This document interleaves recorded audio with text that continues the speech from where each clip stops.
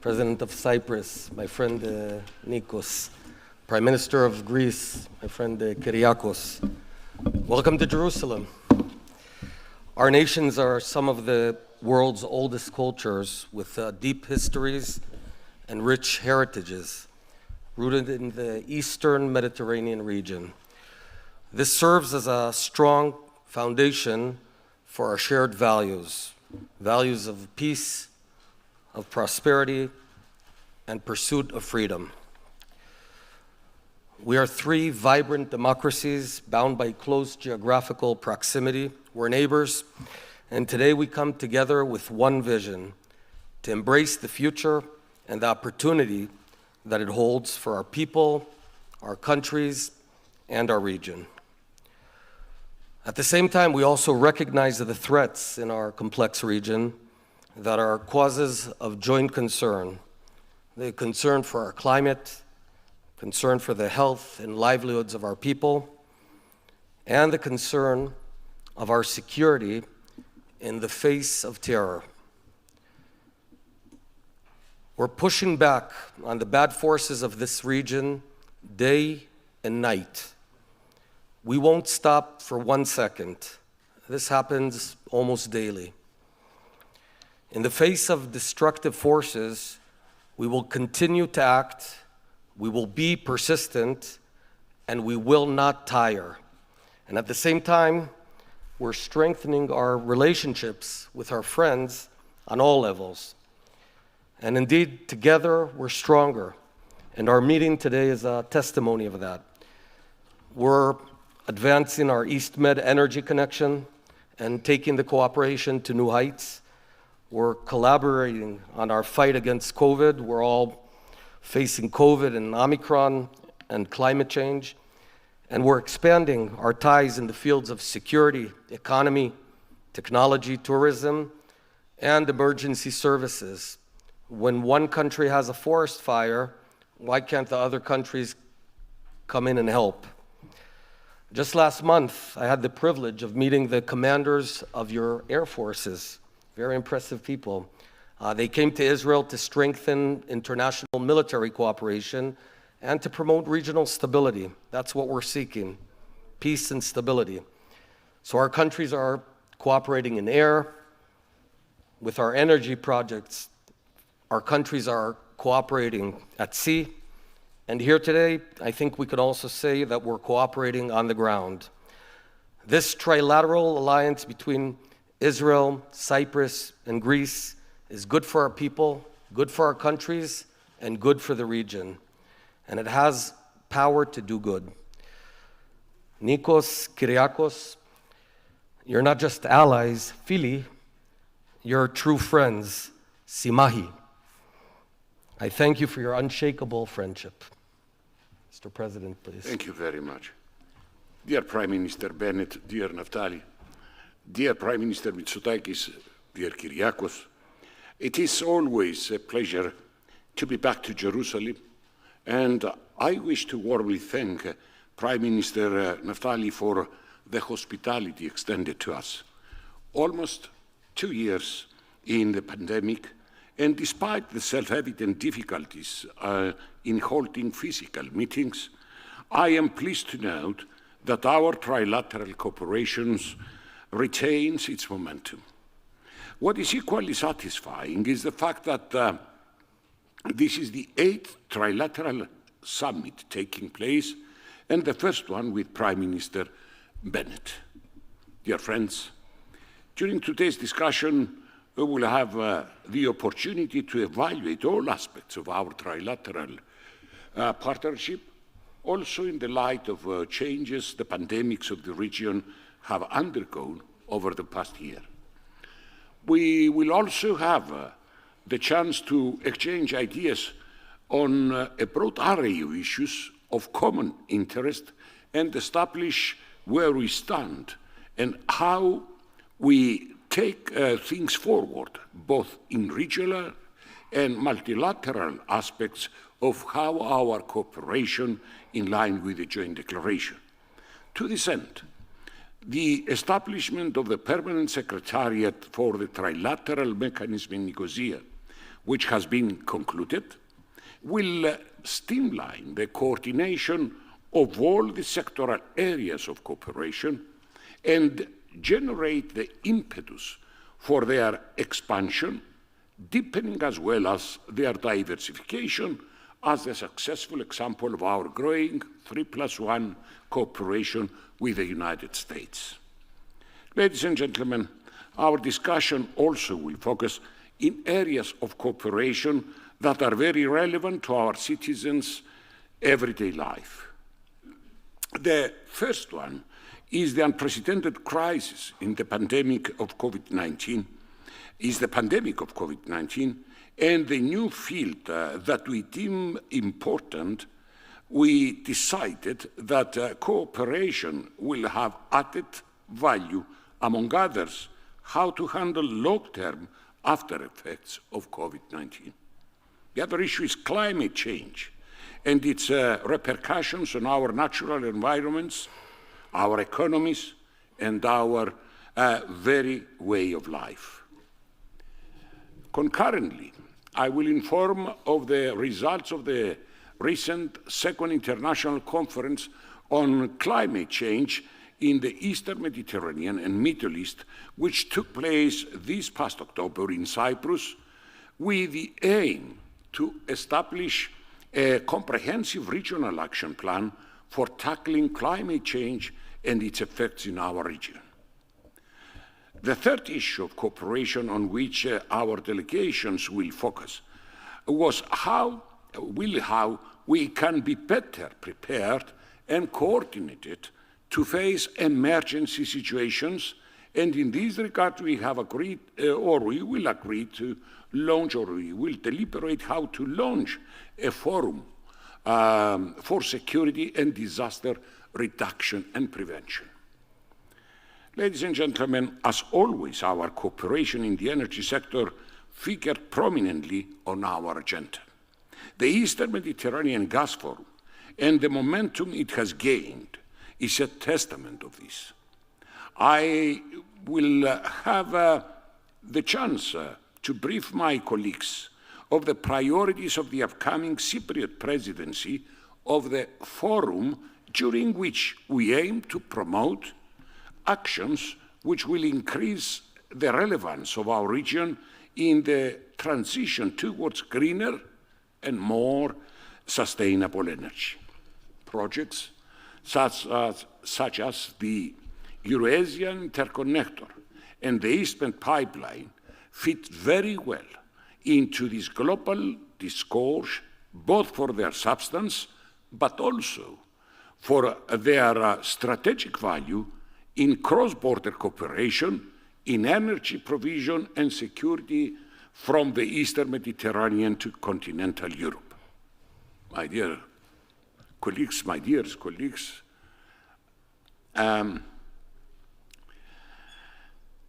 we will also brief, sorry, I have to correct, Prime Minister Bennett, my dearest Naftali, will also brief us on the latest developments in relation to the truly historic Abraham Accords, which have been a true game changer in relation to the avenues of cooperation which it paves the way in our region. To this end, we welcome the recent agreement between Israel, Jordan, and the United Arab Emirates, which manifests the potential of the region as a pioneer in cross-border energy cooperation. At the same time, both my dearest Kyriakos and I myself are strategic partners of Israel, while simultaneously maintaining excellent relations with the Gulf countries. We will convey to the Prime Minister Bennett our willingness to take part in common projects between the parties at the Abraham Accords. Taking this opportunity, as we talk about achieving regional security, stability, and peace, we hope that the positive resumption of meaningful negotiations of the Middle East problem will result in a just and viable two-state solution, which will address the legitimate security concerns of the State of Israel and will enable Israelis and Palestinians to live side by side in security and peaceful coexistence with all their neighbors. Ladies and gentlemen, despite the positive developments we are witnessing in our region, we are neither naive nor blind to the significant challenges that we still face. As ever, we are plagued by long-running conflicts that are the breeding ground for extremism and terrorism of all shapes. Added to this are states that act as spoilers and not only complicate more the solution of the said conflicts, but also are actively sabotaging any effort for regional understanding.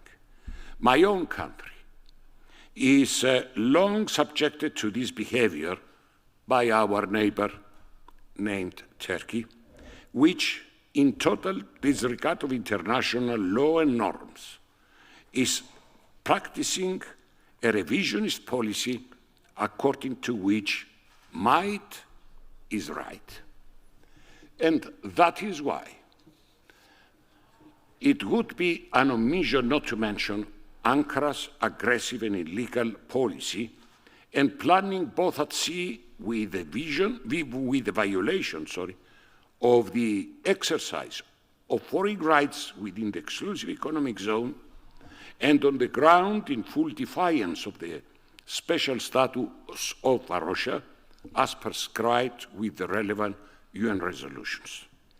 In this context, and in addition to the above, I also will have the opportunity to brief Prime Ministers Bennett and Mitsotakis on the current state of play of the Cyprus problem and thank them for their support and principled stance in this regard. I will elaborate on our numerous and persistent efforts to resume meaningful and result-oriented negotiation process, as well as to the new claims by Turkey and the Turkish Cypriot leadership for a two-state solution that ran contrary to the agreed basis of the settlement as established by the high-level agreements between the leaders of the two communities and the United Nations Council resolutions. Ladies and gentlemen, dear Naftali, dear Kyriakos, during today's deliberations, we will also discuss EU-Israeli relations, during which that both Kyriakos and I will assure Prime Minister Bennett that we remain committed to the enhancement of this relationship and that we will continue stressing the need to further advance this cooperation in the framework of the EU-Israeli Association Agreement and particularly in swiftly convening the very long overdue EU-Israel Association Council. Once again, dear Naftali, I wish to thank you for your hospitality and I look forward to reciprocating the conference in Cyprus by hosting the next trilateral summit in 2022. Thank you very much once again, my dearest friend. Thank you. Mr. Prime Minister.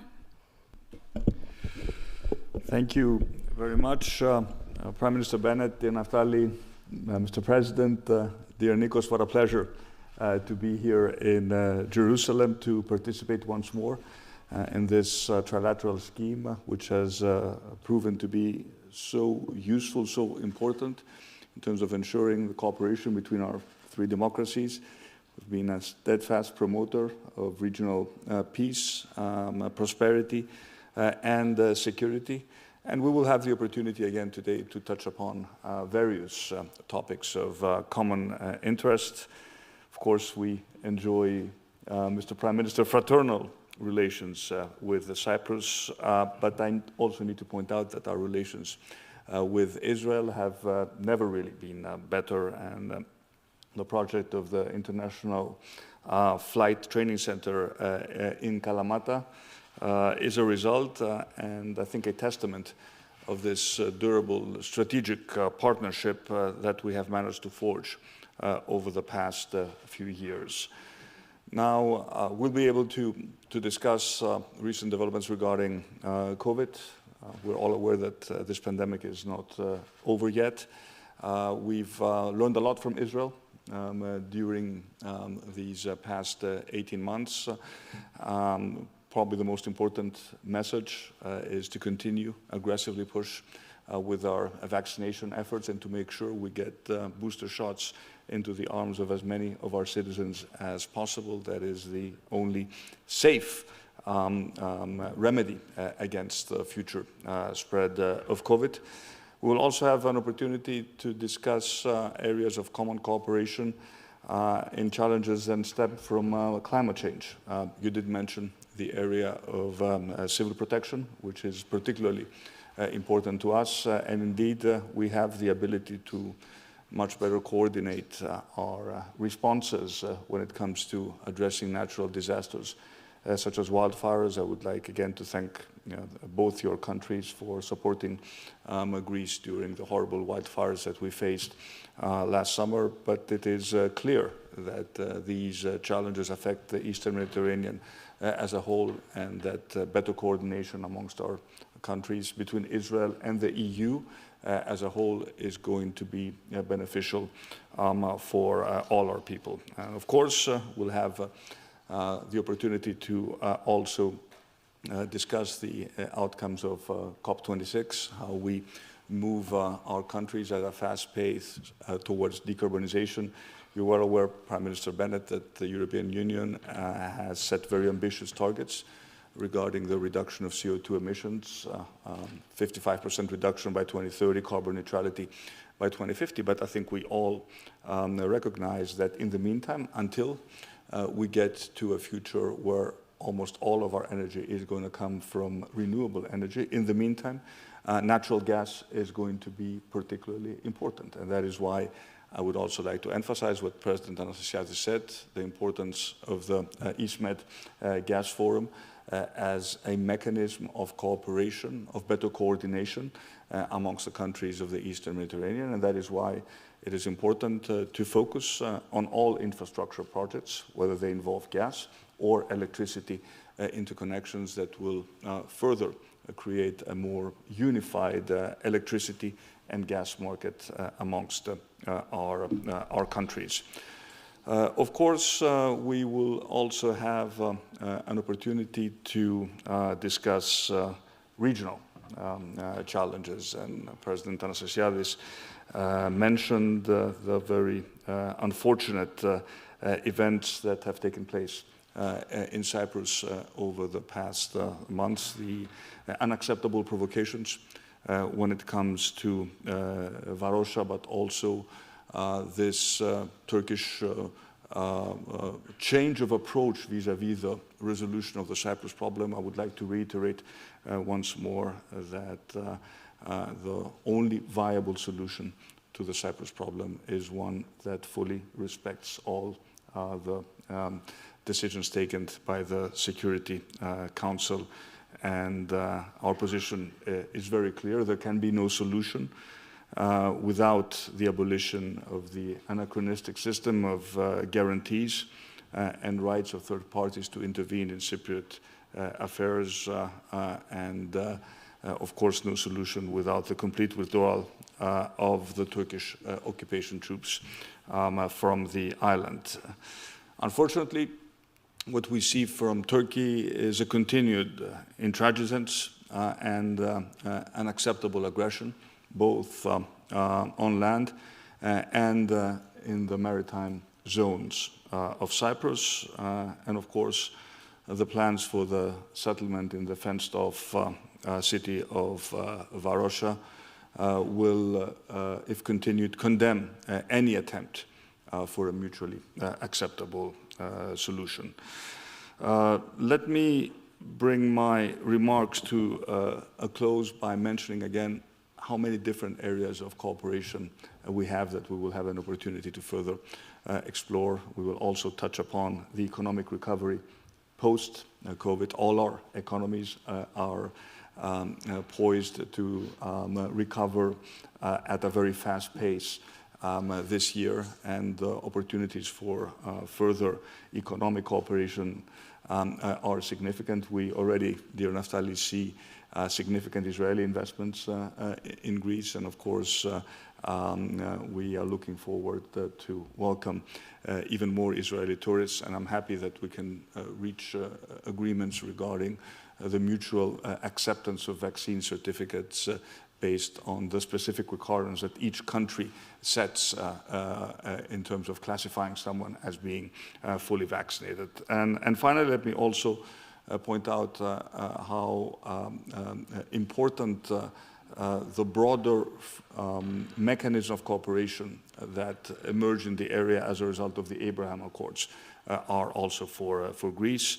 Looking forward to hear more on this from you. And finally, let me again mention that the 3+1 format with the participation of the United States is also of particular importance. I had an opportunity yesterday to speak with Secretary Blinken and Senator Menendez, and I highlighted again how important it is for the United States to remain engaged in what is happening in the Eastern Mediterranean. So again, thank you, dear Naftali, for the very warm hospitality. Always a great pleasure to be in Israel, to be here in Jerusalem, and we're looking forward to very meaningful discussions.